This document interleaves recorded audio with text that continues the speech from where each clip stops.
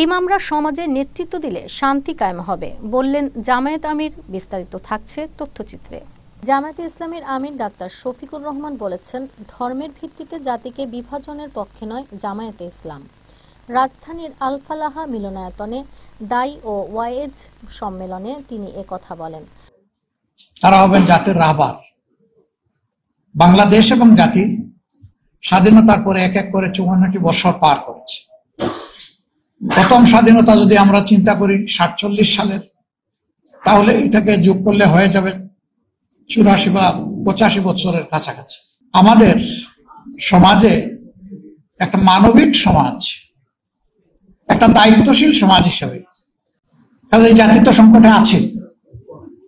এই সংকটে কোরআন এবং সুন্নাহর আলোকে উলামায়ে কেরাম যদি জাতিকে পথ দেখান, আশা করা যায় যে জাতি পথ পাবে এবং উপকৃত হবে। জাতি এটাই আপনাদের কাছে প্রত্যাশা করে।